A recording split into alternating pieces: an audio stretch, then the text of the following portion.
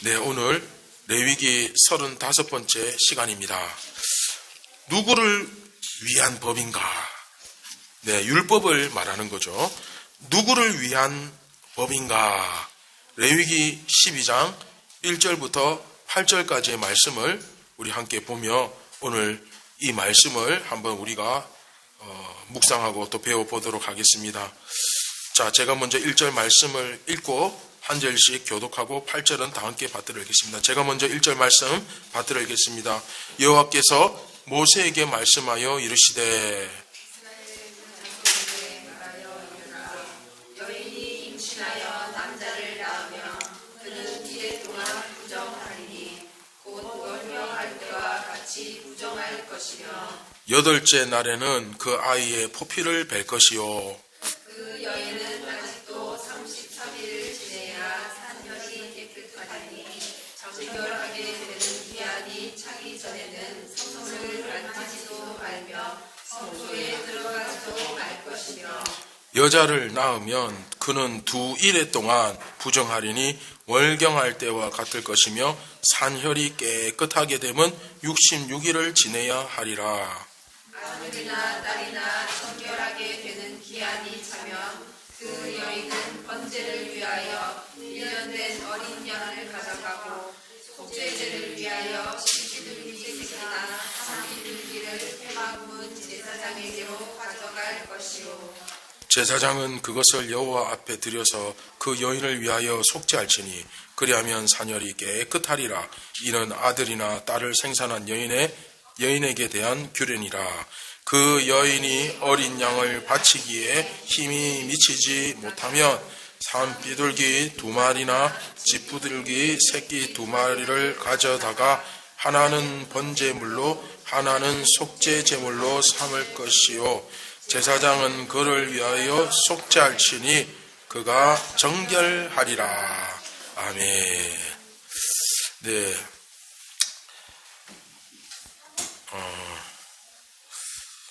제가 이제 앞에서 언급했습니다만 레위기 11장부터 15장은 10장과 16장 사이에 끼어 있는 무슨 본문이다? 그렇죠. 네, 삼천포 본문. 그런데 이런 삼천포 본문은 우리가 성경을 읽는 이 독자들에게 굉장히 중요한 그 메시지를 전달한다 그랬죠.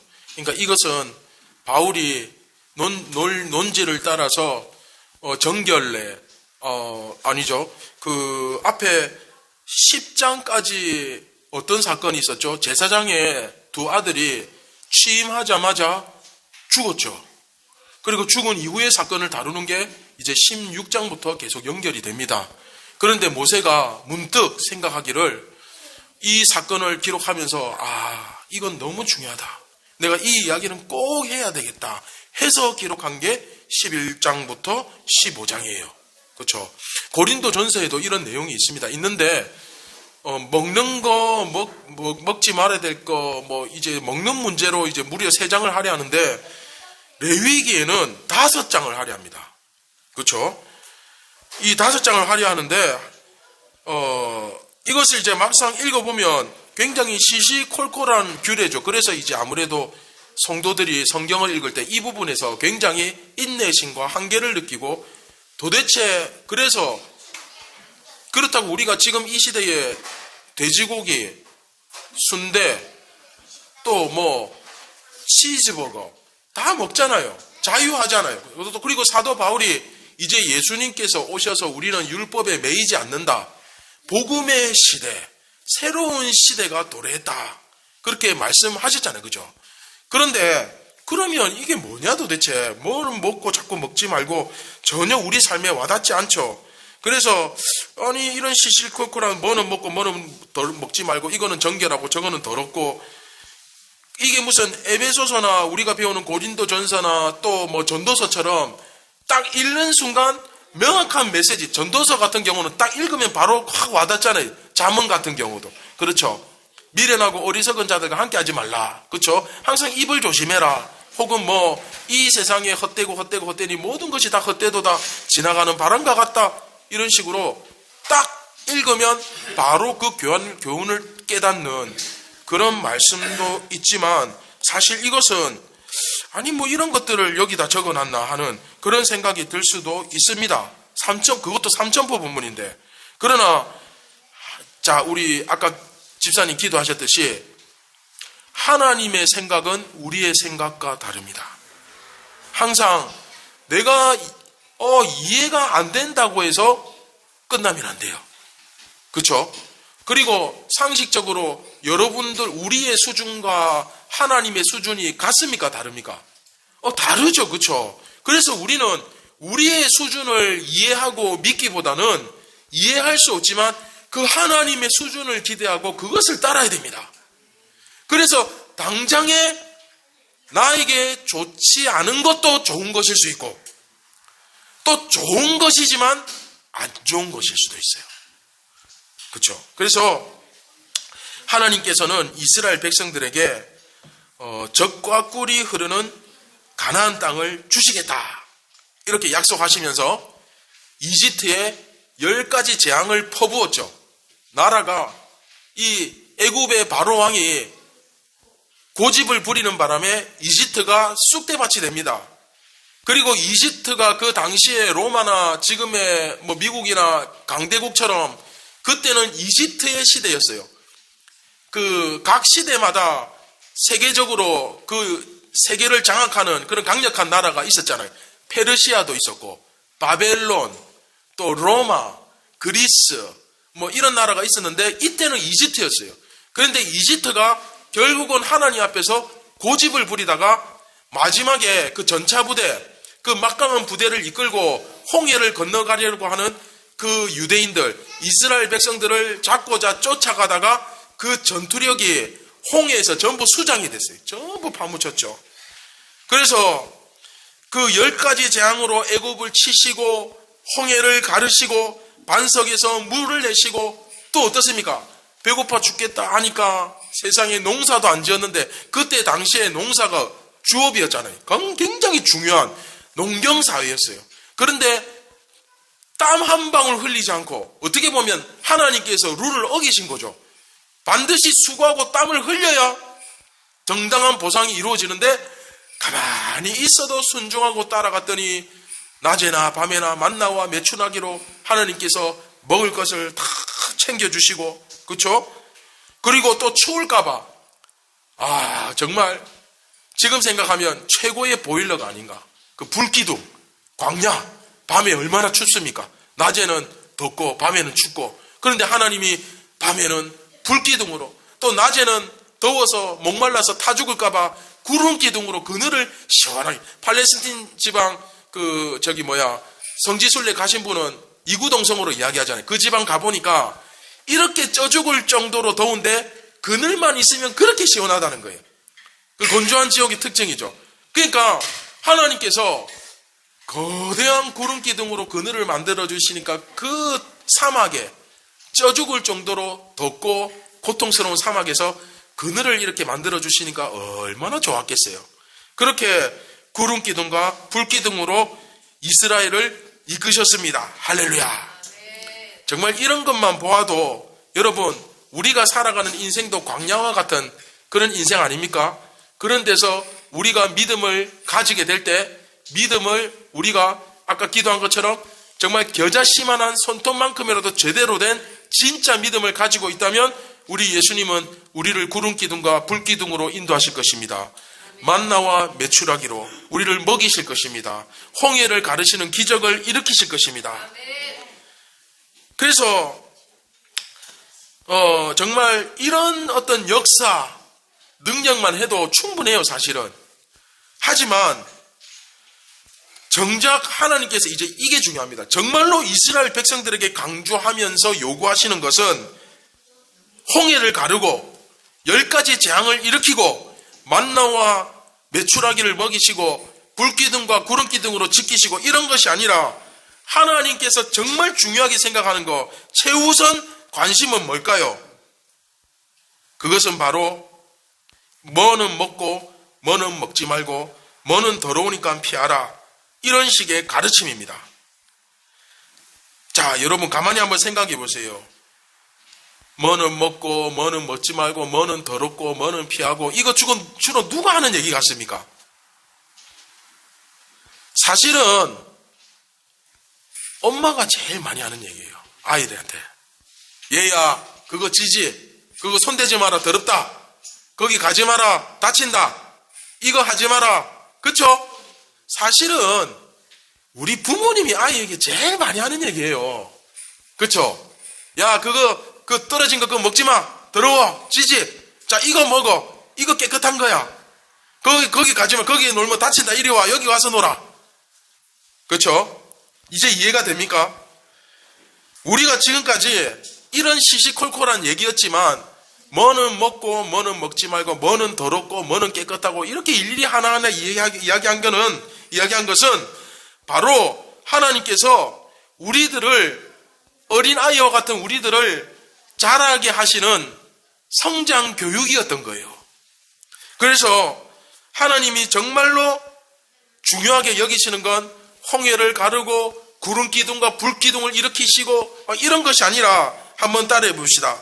하나님의 백성들이 바르게 성장하는 것. 네, 이게 굉장히 오늘 중요한 겁니다. 그래서 가나안을 땅을 정복하고 하나님의 나라를 일으키고 하나님의 나라를 이루고 전쟁에서 승리하고, 이런 것보다 정말 중요한 것은 뭐냐? 하나님 앞에서 거룩하게 살아가는 것입니다. 이게 왜 이렇게 중요할까요? 하나님께서는 그것이 바로 똑바로 세워져야 이스라엘은 약속의 땅을 얻을 수가 있는 거예요. 그리고 그 약속의 땅을 얻은 후에도 이 기본, 이 거룩한 삶을 잊지 말아야 했습니다. 이해되시죠? 아무리 약속의 땅을 주고, 그러니까 이렇게 생각하시면 돼요. 여러분들에게 하나님께서 아무리 복을 주셔도 그것을 내가 지킬 수 있는 능력이 없으면 주면 뭐합니까? 다 빼앗기는데. 이해되시죠? 우리 아이들한테, 여러분들이 이제 초등학교 2학년 3학년 되는 아이들한테 부모가 아무리 많은 재산과 또 주식과 땅과 이런 것들을 지금 이 아이에게 주면 이 아이가 그것을 관리하고 유지할 수 있는 능력이 되겠습니까? 안 되잖아요. 그것을 유지하려면 세상을 살아가는 법도 배워야 되고, 지혜도 있어야 되고, 사람을 볼 줄 아는 눈도 있어야 되고, 많은 소양과 능력이 필요합니다. 그냥 내가 대기업 자식으로 태어났다고 해서 그냥 나이만 들면 물려받습니까? 아니죠. 해외 나가서 공부도 하고 또 경영도 배우고, 이 엄청난 거대한 이런 공동체를 굴러가게 할 수 있는 능력을 키워야 돼요. 근데 여러분, 하물며 하나님의 은혜라는 것이 하찮은 것입니까? 아니죠.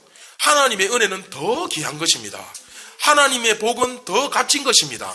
그래서 하나님이 이걸 중요하게 여기는 거예요. 내가 줄 수는 있는데 너희가 이것을 관리하고 유지하고 이것을 누릴 수 있는 능력이 있어야 된다. 이해되시죠? 그러니까 우리로 말하자면 교회에서도 마찬가지예요.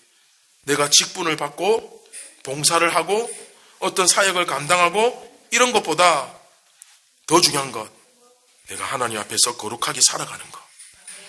늘 항상 이 교회의 정체성, 내가 세상이 아니라 교회다 하는 이 정체성을 유지하며 살아가는 이 기본을 위해서 더 기본적으로 우리가 말씀과 기도로 준비되는 것. 제가 그래서 경건의 시간 성경 공부 항상 강조하는 게 기본을 잊지 말아야 된다는 거예요. 그렇죠? 이 기본기가 더해져서, 그렇죠? 우리가 그 하나님의 은혜를 감당하고 하나님의 복을 누리고 자유와 참 평안을 누리는 것. 그렇죠? 이게 훨씬 더 중요하다는 거예요. 이 기본이 유지 안 되면 봉사 못 합니다. 직분 감당 못 합니다. 그렇죠? 그래서 여러분, 삶의 고난이 닥칠 때 딱 겪어보니까 결국 중요한 게 뭡니까? 얼마나 내가 신앙의 기본기가 잘 되어 있느냐, 이것에 따라서 그 고통의 강도가 달라지는 거예요. 정말로 내가 예수님께서 요구하시는 그 믿음, 내 믿음이 어디 있느냐 이렇게 물으실 때 그 믿음이 딱 준비되어 있다면 인생의 거대한 파도와 심지어 그거보다 더 큰 허리케인, 그 폭풍 앞에서도 나는 예수님처럼 잠을 잘 수 있습니다. 평안히. 할렐루야. 그런 놀라운 믿음과 평안을 여러분 누리시기 바랍니다. 자, 그런데 이제 오늘 할 얘기는 이제 오늘 본문부터 이제 12장에서부터는 또 다른 하나의 기본이 이제 제시가 되는 거예요. 앞에서의 기본은 뭐냐? 요거는 더럽고 요거는 깨끗하고 이거는 먹지 말고 이건 지지 이거는 하면 안 돼. 이거는 먹어. 이거 깨끗한 거야. 좋은 거야. 뭐 이런 식으로 그 기본기에 대해서 예수님께서 가르쳤습니다. 그래서 앞에서 가르친 기본은 우리 하나님의 백성들이 가져야 될 기본 중에 어떤 기본이냐? 죄를 분별하는 기본이에요. 이건 당연한 거죠. 그렇죠? 그리스도인이 뭐는 죄고 뭐는 선이고 뭐는 악이고 이걸 분별 못한다. 이거는 빛이고 이거는 어둠이야. 이거를 분별 못한다. 그럼 말 다 한 거잖아요. 끝난 거잖아요. 그렇죠? 그래서 하나님의 백성은 뭐가 죄고 뭐가 선이고 의인지 하나님의 영광인지 은혜인지 뭐가 악한 것이고 더러운 것인지 피해야 되는 것인지 이것을 분별할 수 있는 능력이 있어야 됩니다. 고린도 교회도 요거 분별 못해서 세상에 들어왔고 세상이 들어오니까 파가 갈라져서 싸우기 시작하고 이 싸움이 일어나기 시작하니까 그 안에서 죄가 누룩처럼 이스트처럼 확 그냥 삽시간에 불나듯이 퍼지잖아요. 그렇죠? 근데 이제 또 다른 하나의 기본이 제시되는데 아이를 낳은 여인의 정결례. 도대체 이거는 뭘까? 이거 출산에 관한 거예요. 이거 남자 아이를 낳았을 경우 여자 아이를 낳았을 경우 그리고 추가로 이제 하나 더 이야기하죠. 그 여자들의 그 정기적인 하혈, 그렇죠? 그것까지 이야기하는데 자 한번 봅시다. 자 먼저 그 1절부터 또 다른 하나의 기본 아이를 낳은 여인의 정결례 이렇게 제시되고 있는데 자 1절부터 5절을 보시면 여인은 아이를 낳으면 부정해집니다. 더러워집니다. 왜 그렇습니까? 하혈 때문에 그렇죠. 피 때문에 피를 흘린다는 것. 그래서 피를 흘린다는 것 자체가 부정한 것을 의미하기 때문에 뭐 이것은 다 알 것이고 그런데 재미있는 것은 남자 아이를 낳으면 며칠? 7일, 일주일. 그리고 여자 아이를 낳으면 며칠? 14일이 부정해집니다. 그리고 월경할 때도 그 7일 부정해진다는 규정이 붙어져 있습니다. 남자 아이를 낳으면 그리고 참고로 8일에 할례를 행해야 되고 이제 우리식으로 따지면 뭐 포경수술 뭐 그런 거죠. 그래서 근데 이스라엘은 애가 태어나면 8일째에 바로 행합니다.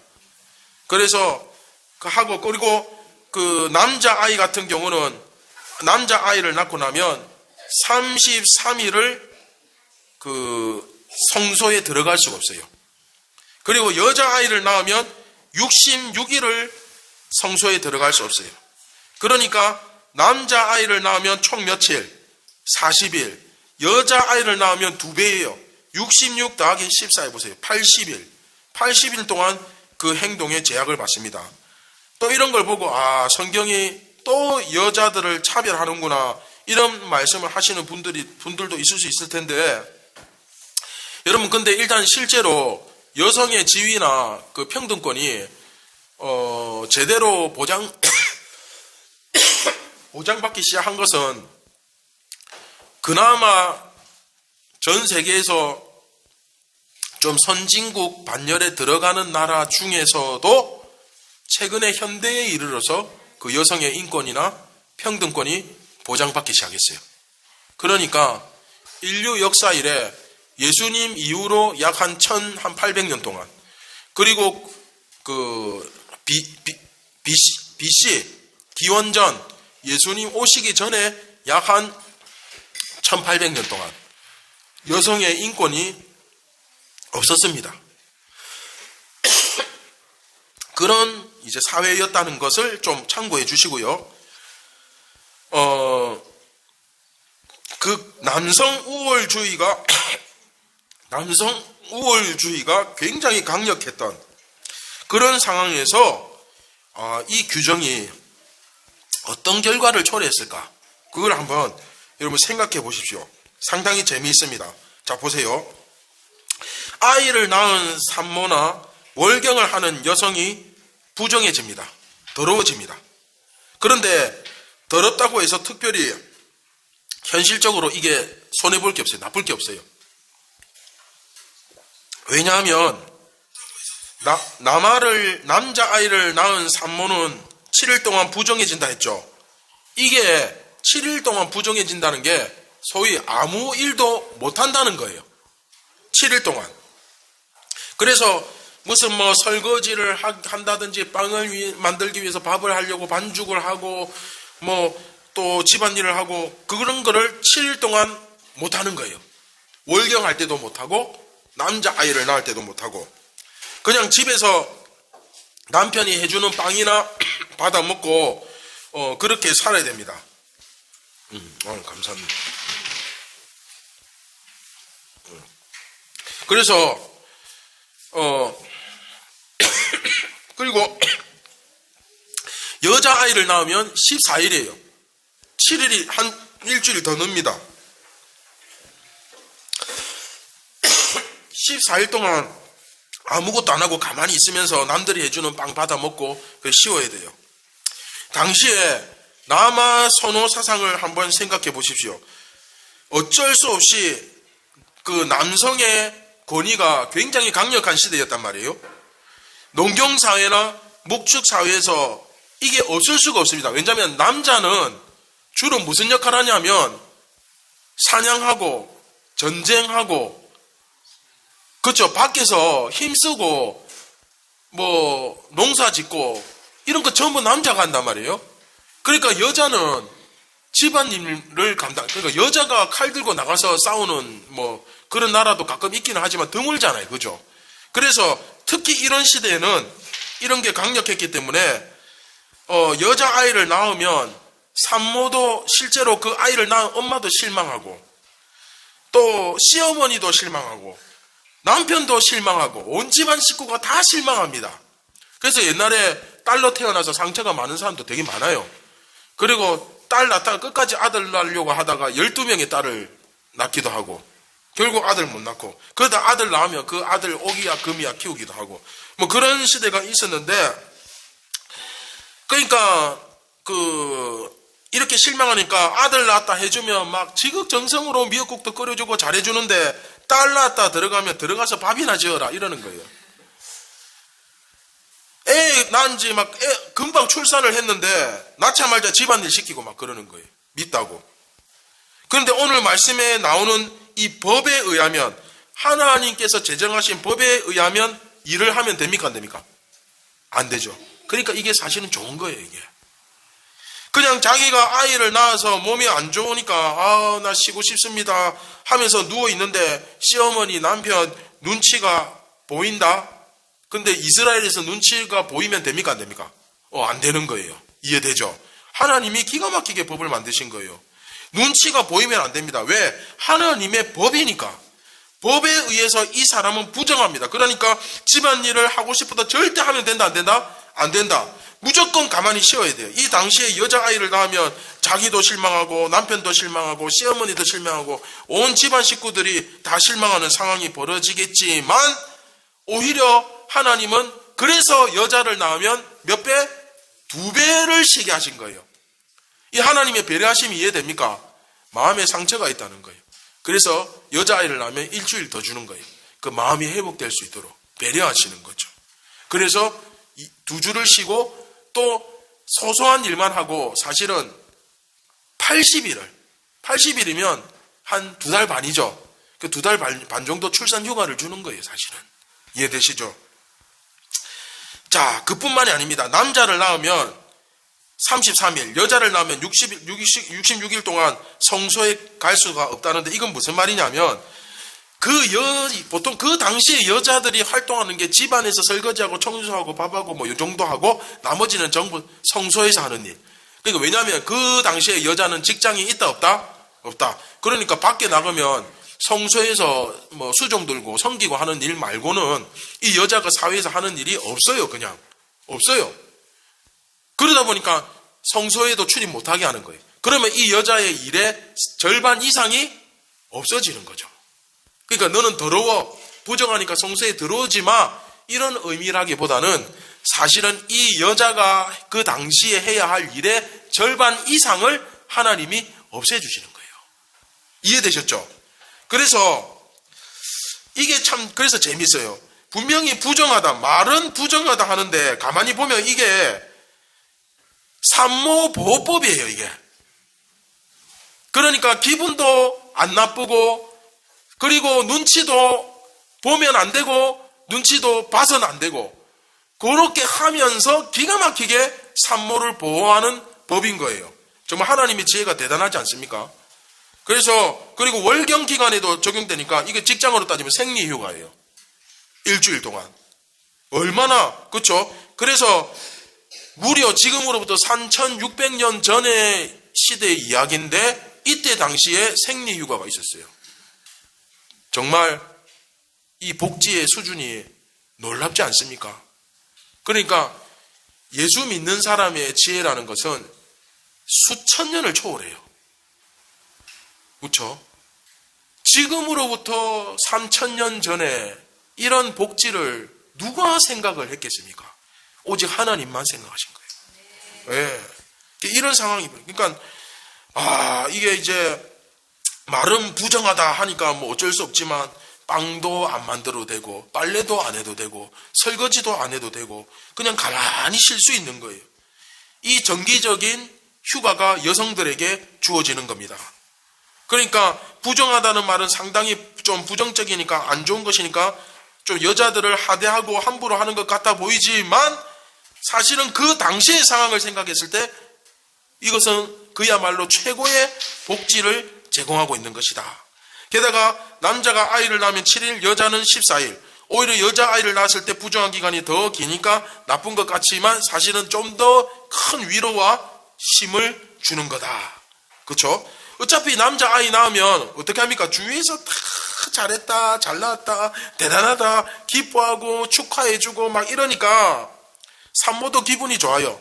그러니까 7일만 위로받아도 금방 회복이 돼. 근데 딸 낳으면 마상을 입어. 그래서 하나님이 2배로 쉴 시간을 더 주는 거예요. 그래, 너 상처받지 마, 괜찮아. 그렇죠? 근데 이제 복음이 딱 임하면 어떻습니까? 아들을 낳으나 딸을 낳으나 상관없어요. 그렇죠?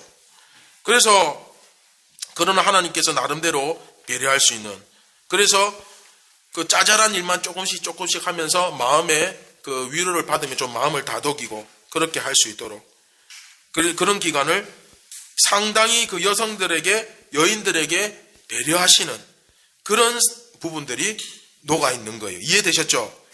그래서 하대하는 것 같은데 사실은 여인들을 배려하는 산모보호법, 출산휴가 뭐 이런 것들을 사실은 그 법으로 하나님께서 만드신 거예요. 근데 이게 우리가 지금 2번째 배우는 중요한 기준이라는 거예요. 자, 아까 첫 번째 기준, 죄와 더러운 것과 깨끗한 것, 그렇죠? 죄와 의를, 선을 분별할 수 있어야 된다. 무엇이 죄고 뭐가 죄가 아닌지, 악한 것과 더러운 것, 이런 것들을 분별할 수 있는 그게 돼야 된다. 이게 하나의 중요한 기준이었고, 자, 오늘 이 내용을 보니까 여성에 대한 복지를 제공하는 이 내용을 보니까 결국 2번째 기준은 뭔 것 같습니까? 자, 한번 따라해봅시다. 강자가 약자를 보호해야 된다. 뭐냐면 우리가 가진 모든 것은 전부 다 임대받은 거예요. 임대받았다가 여러분들이 죽을 때 하나님께 다 돌려드려야 됩니다. 여러분들이 죽을 때 가져갈 수 있는 그게 진짜 여러분들의 것인데 여러분들의 것은 아무것도 없어요. 물론 딱 하나 있습니다. 그건 조금 이따 하겠습니다. 자, 그래서 여인은 그 부정한 기간, 그러니까 실질적으로는 휴식과 회복의 시간이죠. 산후조리 기간이에요. 산후조리의 시간을 보낸 후에 그리고 이제 제사를 드림으로써 일상으로 복귀할 수 있습니다. 그런데 이것도 하나님의 배려가 느껴집니다. 그러니까 돈 많은 사람, 부유한 사람은 양 한 마리를 통째로 바쳐요. 그래서 양을 바치면서 그 번제로 드리고, 그렇죠? 그리고 새 한 마리를 속죄제로 드립니다. 그런데 가난한 사람은 그냥 새 2마리 잡아다가 하나는 번제, 하나는 속죄제 이렇게 해도 상관없어요. 그래서 이 제사를 드리기 전까지는 이 여인은 깨끗하다, 깨끗하지 못하다. 즉 이 제사를 드릴 때까지는 이 여자에게 휴식과 보호가 법적으로 딱 제공되는 거예요. 그렇게 이해하시면 됩니다. 그래서 이런 규정은 그 제사를 드리기 전까지 출산한 여인을 보호하는 훌륭한 도구가, 안전장치가 되는 겁니다. 그래서 여러분, 율법을 가만히 이렇게 살펴보면 이거예요. 당시의 사회의 어떤 분위기나 시대를 율법도 반영하고 있는 거예요. 그래서 우리가 이걸 잘 생각해야 돼요. 이해되십니까?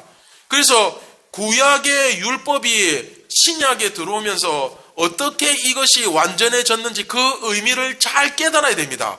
왜 돼지고기를 지금은 먹어도 되는지, 유대인들은 그 율법을 지키잖아요. 그런데 왜 우리는 그것으로부터 자유할 수 있게 되었는지 그 이유를 정확하게 알아야 돼요. 이 부분은 조금 이따 또 설명하기로 하고, 시간 관계상.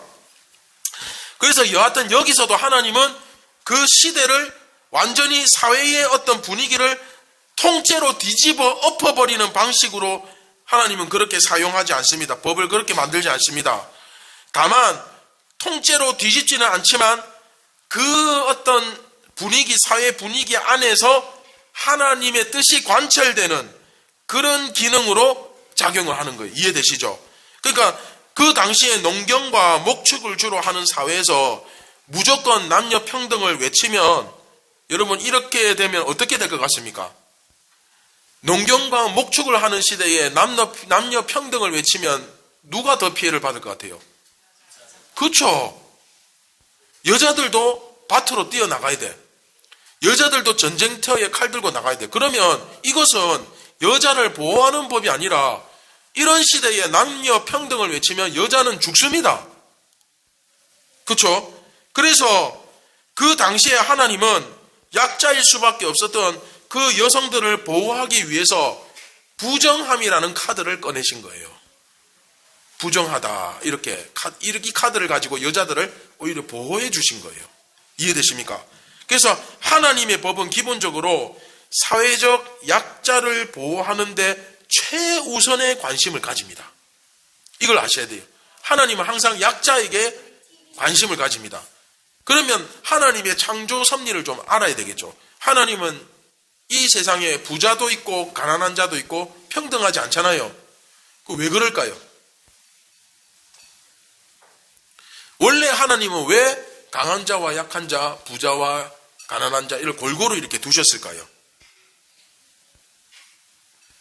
그 이유는 그것을 통해서 선을 행하라고 하나님이 그렇게 두신 거예요. 이해되십니까? 그러니까 이것을 깨달으면 오히려 교회 안에 진실한 성도 가운데 가난한 자, 병든 자, 약한 자가 있는 것을 감사하게 여기게 됩니다.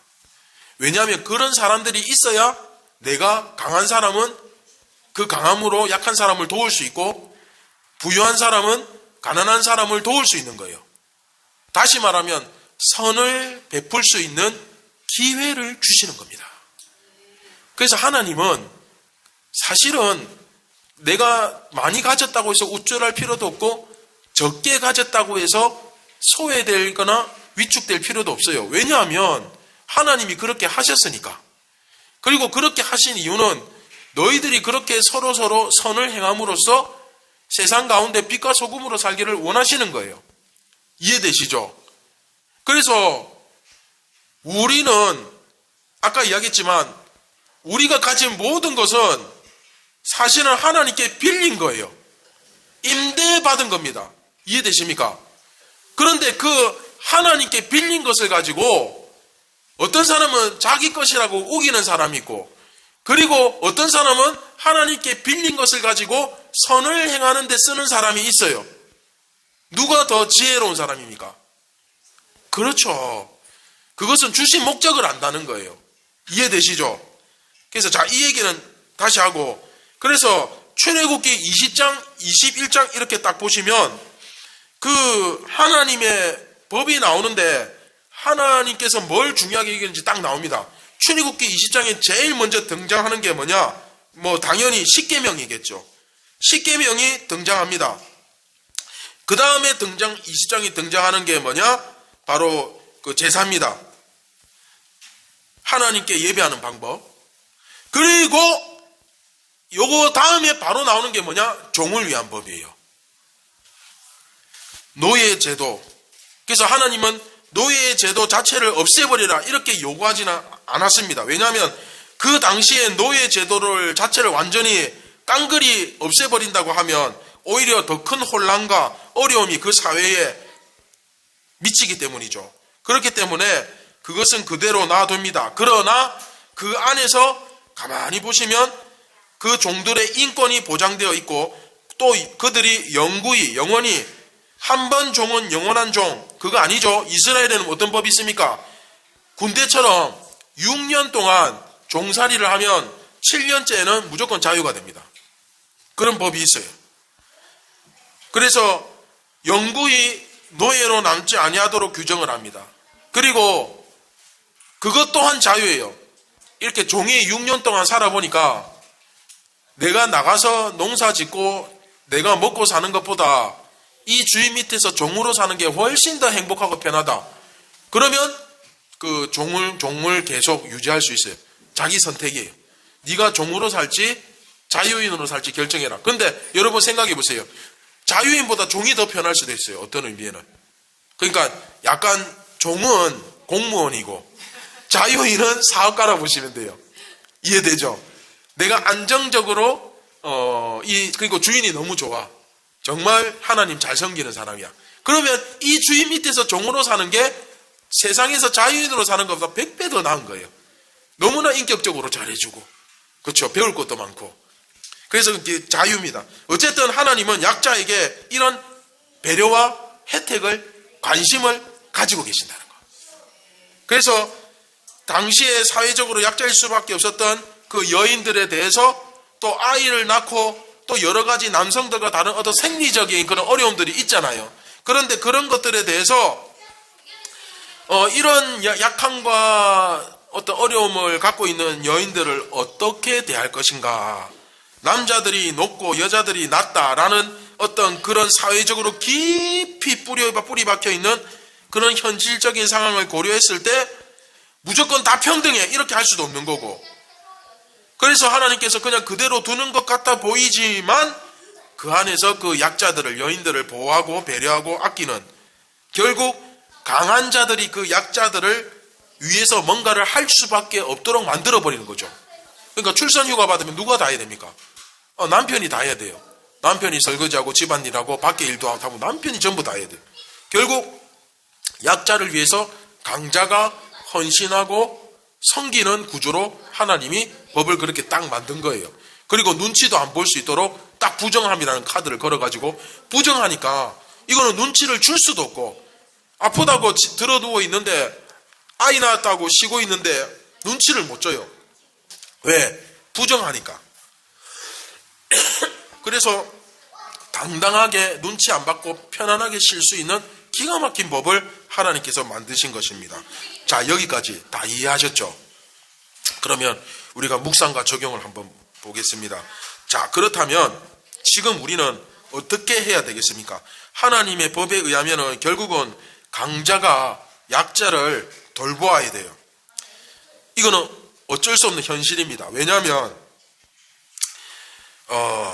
가끔 강자들, 부유한 사람들, 좀 가진 사람들, 능력 있는 사람들이 아니 내가 왜 저 사람들을 위해서 내가 왜 저 사람들을 배려하고 저 사람들을 도와야 돼? 뭐 이런 불만을 가질 수도 있죠. 그런 분도 있습니다만은 저는 이것을 논리적으로 설명하기보다는 이렇게 말씀드리고 싶습니다. 아니 왜 우리가 저 약자들을 돌보아야 돼? 우리가 왜 가난한 자들을 챙겨야 돼? 자, 교회 안에서 이야기하는 겁니다. 근데 저는 이렇게 말씀드리고 싶습니다. 하나님께서 그것을 원하십니다. 다른 설명 없습니다. 하나님께서 그것을 원하십니다.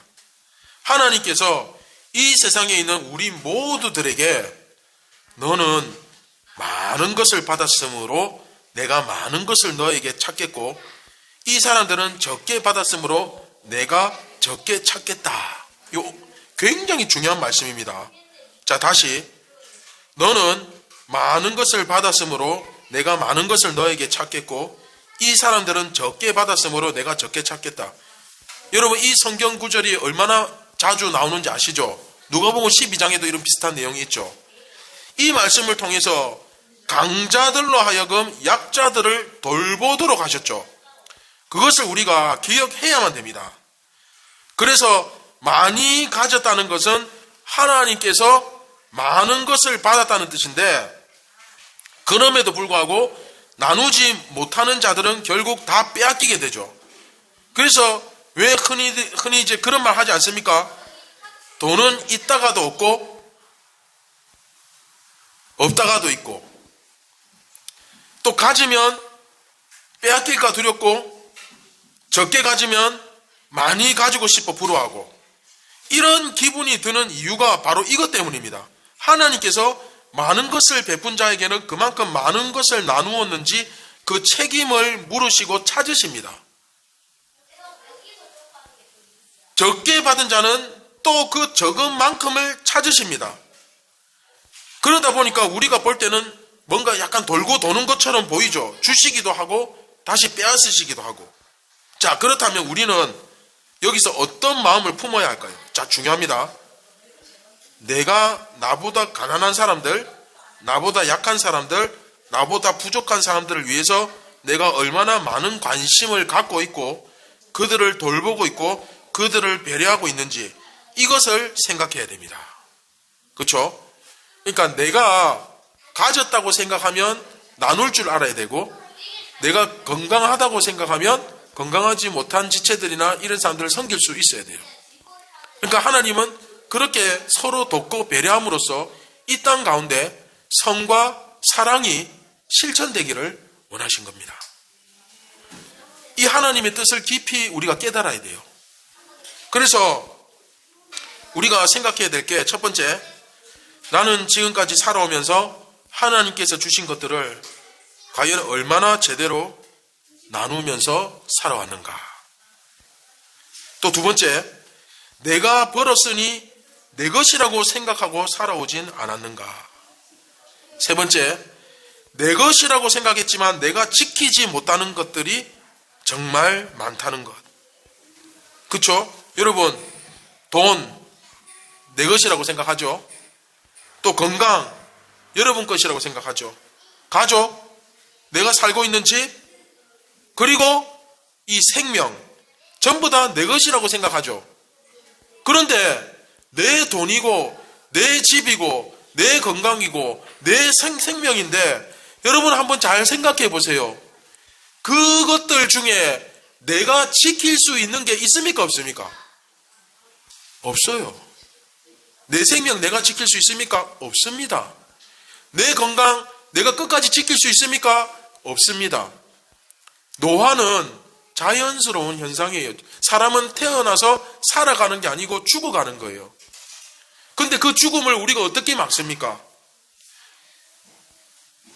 모든 것이 다 하나님께 빌려 쓴 것입니다. 이 땅 가운데 잠시 살아가면서 우리가 하나님께 빌려 쓰는 거예요. 전부 다 임대입니다. 그런데 절대로 빼앗기지 않는 한 가지, 딱 한 가지, 그것이 무엇이냐? 바로 믿음이라는 거죠. 우리가 이 땅에서 세상을 떠날 때 이 믿음 한 가지를 가지고 갑니다. 주님 앞에 서게 될 때 내 믿음이 어디 있느냐 이렇게 물으실 때 이 믿음을 가지고 간 사람은 천국으로 들어가는 거예요. 그래서 예수님은 그렇게 말씀하신 겁니다. 썩어질 것을 위해서 심지 말고 영원한 것을 위해서 심으라. 너 다 빌려 쓰는 거야. 빌려 쓰는 건데 네가 이 세상을 떠날 때, 네가 죽을 때 영원한 것, 이 믿음을 가지고 있느냐? 그렇죠? 내가 지나온 시간 동안 과연 나는 그런 것을 얼마만큼이나 소중히 여기고 또 오늘 이 말씀을 실천하며 살아왔는지 한번 돌아보시고, 여러분 이제 2023년이 다 끝나갑니다. 2달 남았어요. 우리가 또 어떤 마음으로 이 한 해를 마무리해야 할지 오늘 말씀이 저는 너무 잘 가르쳐 준다고 생각합니다. 사랑하는 선한제자교회 성도 여러분, 이 한 해를 마무리하기 전에 내가 갖추어야 될 그리스도인의 품격은 무엇인가? 자격은 무엇인가? 그것을 가지고 이 한 해를 마무리하게 도와주시옵소서. 우리 시간 말씀을 기억하면서 같이 기도하겠습니다.